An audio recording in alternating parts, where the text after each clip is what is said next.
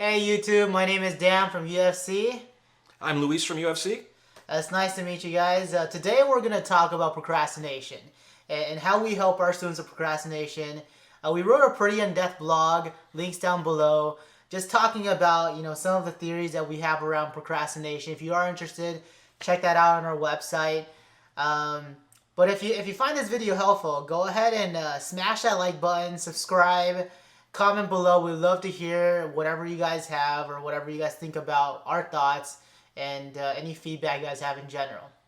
So cool. So Luis, do you think that procrastination is generally the first obstacle that not even just our students but everybody in general kind of deals with when it comes to projects and stuff? Absolutely. Even though for a lot of people, getting started isn't a problem per se, it is the first thing you have to do. And for someone who's got anxiety or a deficit disorder or anything like that, the idea of getting started is very, very intimidating. And so they have to get past that before they can do anything else. And ironically, they have to get past that before we can help them do the other stuff that they need to do in a lot of ways. Yeah, and I think one of the I guess one of the perks or challenges of our jobs, right, is that when we first meet a student, they usually have procrastinated so much that they have a pile of work, they dug themselves a deep hole. Yeah. And our jobs is to first help them dig themselves out of that hole, but then help them build, strategies that overcome a lot of the anxiety and dread that's associated with doing, work that's either too challenging or not challenging enough. Let me ask our viewers, the people watching Sure. this. If you're watching this, I'm assuming that you or someone you know has some kind of executive function issue that you want to deal with. How long did it take you to start looking at videos? How long did it take you to sit down and make the time to really do some research on this? We know for a fact that it takes a lot of time for parents to make that first phone call to us. And so even if you don't think you've got one, when it's something that is really important or really, really critical, people will tend to put that off. Or just confusing in general, right? A lot Yes. of the times when we procrastinate, it's usually because we don't have a roadmap in front of us. We don't know exactly how to get from point A to point B, and that's really scary. And can you imagine, going through that as a student who doesn't have as much experience as either me, you guys, or Luis, when they don't have the experience of, making a bunch of mistakes getting from one point to another point, it kind of results in a lot of work avoidance, a lot of anxiety avoidance, and ultimately results in like procrastination and beyond what we can even imagine. Can you share some of your stories of the procrastination that you've encountered before? Oh, absolutely. I think for a lot of the kids I've worked with, like you mentioned, digging that hole. A lot of the times digging that hole, these kids do not have issues with doing the work, and I review their grades and everything. It's usually a matter of AAA 000, BA 000, because for whatever reasons, certain things they just don't want to. I shouldn't say don't want to. They feel very intimidated by certain things. Maybe subject matter. It may be you're moving into a new area of something, or it could be changes in your personal life that have changed you. But absolutely, with kids, that hole is often a result of procrastination. That hole for their grades. Yeah, and I think a lot of the times when we're talking with some of our students about procrastination, we refer to something called flow theory, right? And flow theory is this idea that everybody at some point doing whatever they're passionate about, especially when they're doing something that they're passionate about, is super excited, their adrenaline is flowing, and it's usually because they're challenged to a degree where their brain is working at its optimal pace in order to accomplish a task. And we always try to relate that to our students and try to figure out where they experience flow theory, where they experience their brain really functioning. Have you, what kind of conversations have you had with students when it comes to reminding them that yes, this might be very difficult and that's why you're procrastinating on it, but reminding them that there's other things in our lives that they're actually really good at. And when we draw those similarities and try to like work around it and kind of find those similarities, the things that are actually very intimidating hopefully become less when they find those similarities. Absolutely. We find that kids, as I said, most kids we work with, it's not a matter of having the ability to do things. It's they're being intimidated out of it by the size or some other anxiety producing factor in it. So when I talk to a kid about this, my usual start is, well, there's not really an option of whether to do this or not. So let's get it done in the most pleasant, and if not pleasant, at least the fastest, easiest way possible. And so we talk about, usually what I'll talk about is breaking whatever it is into, I call them bite-sized pieces, small pieces of work. And it may even come down to, you've got to write that paper, well, and you're really terrified of it, well, let's do this. Title the paper, bring up a document, write down the title and all the stuff you need just to turn it in. And then finish it. Finish that. That's it today. You have to time that out, of course, and you can't wait till do it all at the last minute, which we'll talk about a bit more, I'm sure. But bite-sized pieces, even if that bite-sized piece is just creating the document, because once you've created the document and maybe written that first sentence, a lot of times that flow will start. The thing that you seem so huge, now that you're doing it, it's not that huge. Or at least it's not as difficult. Awesome. And I think you're touching on a great point that, every one of our students has the ability to complete the assignment that they're procrastinating on, unless they're not even attending class. Then that's a different story, right? But I think what's very interesting that I find out is that just the act of planning, doing their to-do list, breaking down their assignments, that causes so much anxiety that they procrastinate until we hop on the phone with them. Right. And I think, we've worked as EF coaches for a number of years, and we worked with a lot of students over the past years, that we've seen that development from the first month to the first year to, 2 years to into college and really seeing them flourish. Let's share with some of the parents that are probably watching this. Yeah. How that really looks like. How does that development of going from that anxiety with procrastination, how does the act of getting them motivated to plan things out little by little help them not procrastinate as much? Well, at first, that takes a lot of hand-holding with the individual student. It could be a matter of, okay, let's create a Google Calendar together. Now let's look at your assignments. Let's just put your assignments on the calendar. Let's just put the due date, okay? And then one by one, you look at each assignment and you assess how the student feels about and how long that's going to take. I always preach pessimism, assume it's going to take a little longer than it actually would.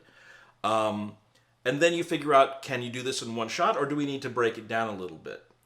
But the idea, we just hold their hand all the way through, and then the idea being that they start doing that for themselves. So it's a matter of, okay, you've got math homework on Thursday. Let's get that on the calendar. When do you want to do the homework? Is that enough time for the homework? And then hopefully within a couple of months, it's a matter of they're telling you, I have that assignment, that's on the calendar.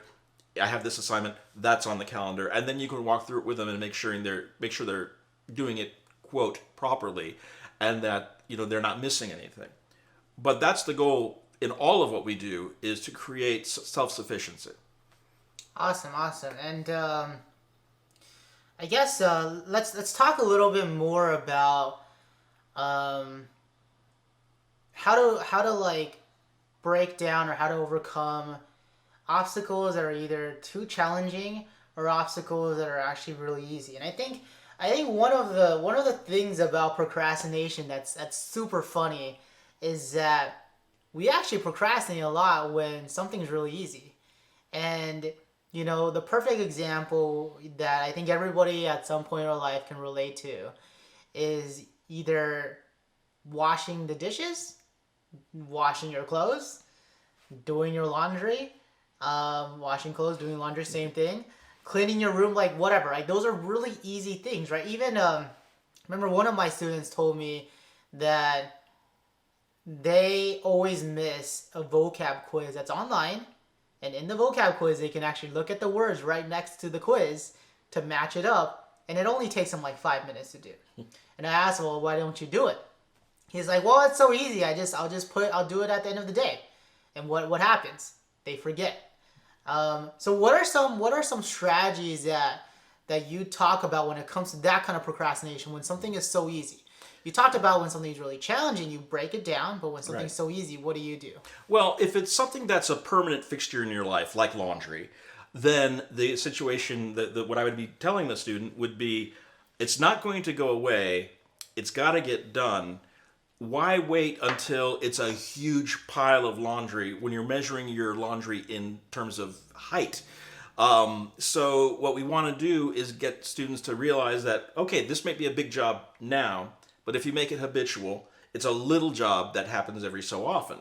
And that's a lot easier to deal with for a lot of students. If it's something that's not a constant, like doing laundry or something like that, then it really is more a matter of, again, examining it, putting it into the small pieces, and figuring out where can we start. And sometimes, I want to make this note, starting at the beginning is not always the best place to start. Start at the easy part, maybe the best place to start. And you need to figure that out. Yeah, and I think, one of the things about procrastination, right, I think is when it comes to easier assignments, I always tell students the reason why you're probably wanting to postpone it until the end of the day or tomorrow or whatever is because it's too easy for you. And the only way to make it not as easy for you is to challenge yourself. And that kind of goes all the way back to flow theory, right? Is that our brain is at our optimal self when the challenge meets our skill sets. So if the challenge is way too low and your skill set is way too high, the assignment becomes really boring. Now, what do? Maybe, for example, that vocab, look at your vocab words before, and then take the quiz without looking at it.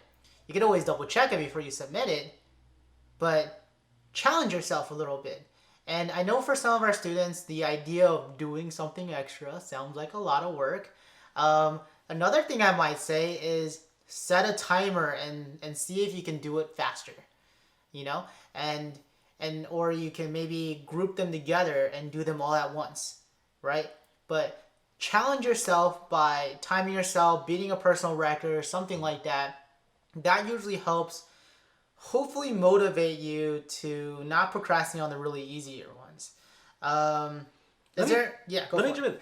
Just as a real life example, I've got a student who he's got an online math class.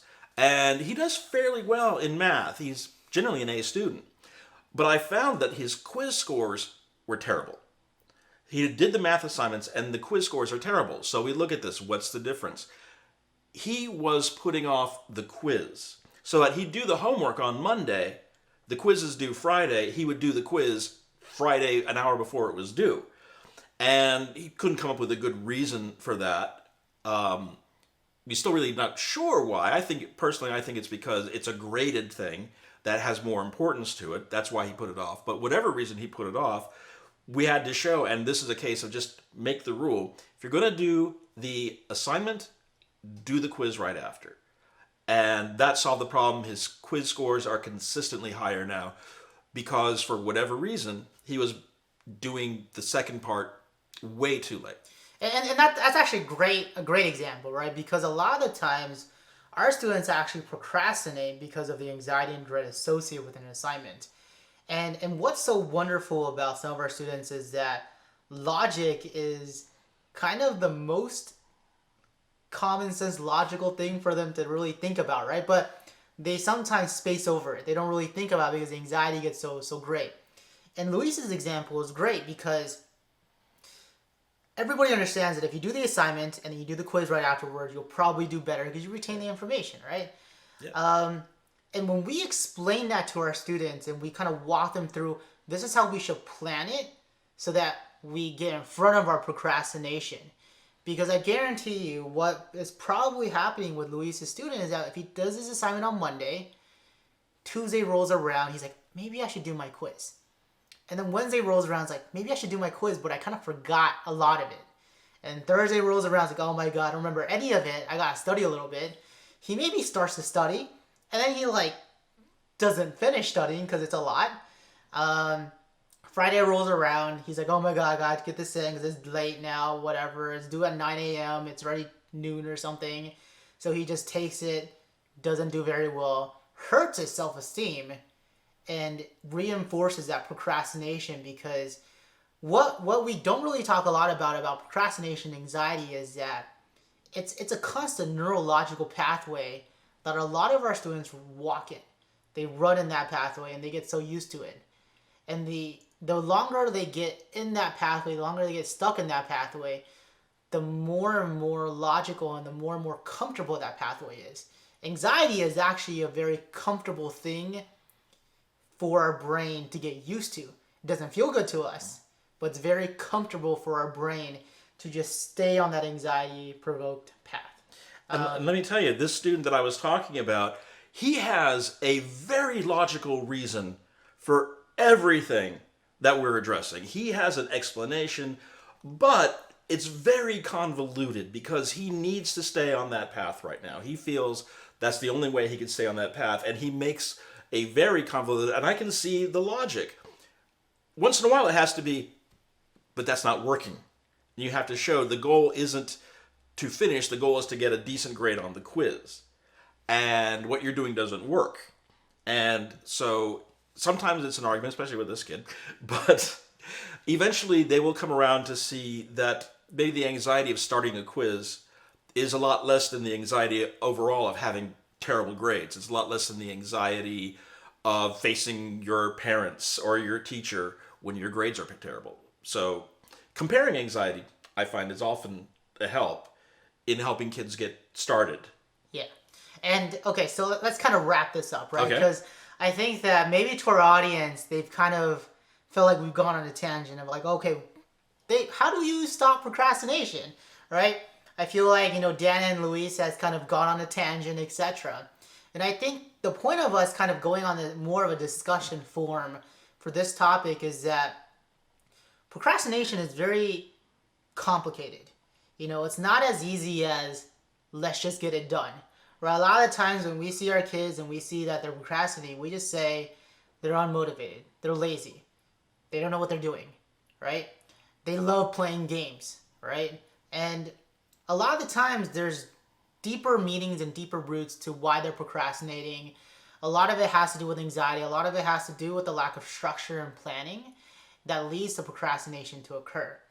And that's kind of one of the wonderful benefits of either using EF strategies or having an EF coach help your student, because when we're able to kind of objectively, unbiasedly look at a student's, schedule, their logic, convoluted or not convoluted, we're able to come from a third person point of view and say, hey man, this probably isn't working, this probably isn't healthy.